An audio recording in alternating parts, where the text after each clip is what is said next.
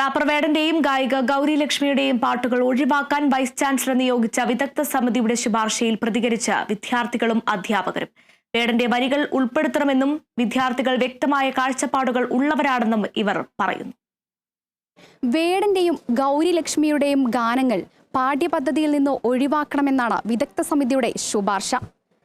പറഞ്ഞതുപോലെ വേടന്റെ ഗാനം അപകടമാണോ അതോ തീപ്പൊരിയാണോ എന്ന് നമുക്ക് ഇവിടുത്തെ വിദ്യാർത്ഥികളോട് തന്നെ ചോദിച്ചറിയാം.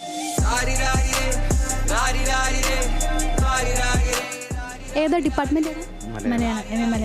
മലയാളം. ഓക്കെ, ഇപ്പോൾ വളരെ പ്രസ്തുതമായ ഒരു കാര്യമാണ് വേടന്റെ ഗാനം ഇപ്പോൾ പാഠ്യപദ്ധതിയിൽ ഉൾപ്പെടുത്തേണ്ട, അത് അപകടമാണ് എന്നാണ് പറയുന്നത്. എന്താണ് പറയാനുള്ളത്? അങ്ങനെ ഒഴിവാക്കേണ്ടതിൻ്റെ ഒരു സാഹചര്യം ഒന്നും ഇപ്പോൾ നിലവിലില്ല. എല്ലാവർക്കും വേടനെ ഇഷ്ടമാണ്, പാട്ടുകൾ ഇഷ്ടപ്പെടുന്നുണ്ട്. ബാക്കിയുള്ള റബ്ബർമാരെ വെച്ച് നോക്കുമ്പോൾ കുറച്ചും കൂടി മുന്നിട്ട് നിൽക്കുന്നുണ്ട് അദ്ദേഹം. അതുകൊണ്ട് അദ്ദേഹത്തിൻ്റെ പാട്ടുകൾ ഒഴിവാക്കേണ്ട സാഹചര്യം നിലവിൽ കാണുന്നില്ല. ഈ ഒരു ശുപാർശ എന്ന് പറയുന്നത് വേടൻ ഉയർത്തിപ്പിടിക്കുന്ന രാഷ്ട്രീയത്തിനെതിരെ ഉള്ള ഒരു എതിരെയായിട്ടുള്ള ഒരു ശുപാർശയായിട്ടാണ് കാണാൻ സാധിക്കുന്നത്.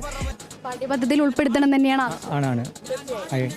വേടൻ്റെ ഓരോ പാട്ട് നമ്മൾ എടുത്തു നോക്കുകയാണെങ്കിലും അതിലെ വരികളിലൊക്കെ അത്രയും മീനിങ് ഫുൾ ആയിട്ടുള്ള വരികളാണുള്ളത്.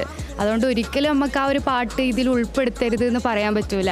അപ്പം ഇനിയും വരും തലമുറക്ക് ഇതിനെ പറ്റിയിട്ട്, ജാതി വിവേചനത്തിനെ പറ്റിയിട്ടും എല്ലാം അറിയണം ഉണ്ടെങ്കിൽ ഇത് പാഠ്യപദ്ധതിയിൽ ഉൾപ്പെടുത്താനേ ചെയ്യണം എന്നാണ് എനിക്ക് പറയുന്നത്. ഇതിൽ വേടനെ സംബന്ധിച്ചിടത്തോളം ഇപ്പം നമ്മൾ പറയുമല്ലോ നാടോടുമ്പോൾ നടുവേ ഓടണമെന്ന്. അപ്പോൾ ആ രീതിയിൽ തൻ്റെ കല കൊണ്ട് പറയാൻ ആഗ്രഹിക്കുന്ന രാഷ്ട്രീയം റാപ്പ് സോങ്ങുകളിലൂടെ, അതായത് ഇന്നത്തെ എന്താ പറയുക കാലഘട്ടത്തിൽ അനുയോജ്യമായിട്ടുള്ളൊരു രീതിയാണ് റാപ്പ് സോങ്ങുകൾ, പോപ്പ് സോങ്ങുകൾ എന്നൊക്കെ പറയുന്നത്. അപ്പോൾ ആ രീതിയിലൂടെ രാഷ്ട്രീയം വ്യക്തമായി പറയുന്ന ഒരാളാണ് വേടൻ.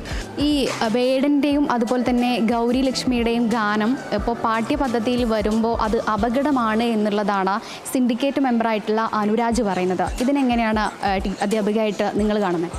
നമ്മൾ കുറച്ച് ദിവസങ്ങളായിട്ട് ഈ പാട്ടിനെ കുറിച്ചിട്ടും വേടനെ കൂടുതലായിട്ട് ആളുകളിലേക്ക് അറിയാൻ തുടങ്ങി. ഇപ്പം പ്രായമായ എൻ്റെ അച്ഛനും ഉൾപ്പെടെ വേടൻ ആരാണ് എന്ന് എന്നോട് ചോദിക്കാൻ തുടങ്ങി. പക്ഷേ നമ്മൾ ഇത്തരം ഒരു വ്യക്തിയുടെ വ്യക്തി ജീവിതവും അയാളുടെ ജീവിതവുമായി ഇടകലർത്തിക്കൊണ്ട് അയാളുടെ ഒരു കലാസൃഷ്ടിയെ കാണേണ്ടതില്ല എന്നുള്ളൊരു പക്ഷക്കാരിയാണ് ഞാൻ. അദ്ദേഹത്തിൻ്റെ പാട്ടുകൾ ഇപ്പം നമ്മൾ പറഞ്ഞു അതൊരു താരതമ്യ പഠനമായിട്ട് മലയാളം BA മലയാളം കുട്ടികൾക്കാണ് പഠിക്കാൻ വെച്ചിരിക്കുന്നത്. പക്ഷേ നമ്മളൊരു വ്യക്തി കഞ്ചാവ് അത് മോശമായിട്ടുള്ള ശീലം തന്നെയാണ്. നമ്മൾ ആരും അതിനെ അനുകൂലിക്കുന്നില്ല, പ്രോത്സാഹിപ്പിക്കുന്നില്ല. വേടൻ്റെ പാട്ട് വേണം തന്നെയാണ് ആവശ്യം.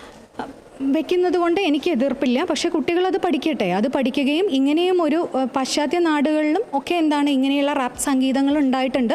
അപ്പം നമ്മളെ കുട്ടികളും അതിനെക്കുറിച്ച് മനസ്സിലാവട്ടെ. ഇങ്ങനെ ഒരു ഗാനശാഖ ഉണ്ടായി എന്ന് വിചാരിച്ചിട്ട് കുട്ടിയുടെ വ്യക്തി ജീവിതത്തിൽ ഒന്നും സംഭവിക്കാൻ പോകുന്നില്ല.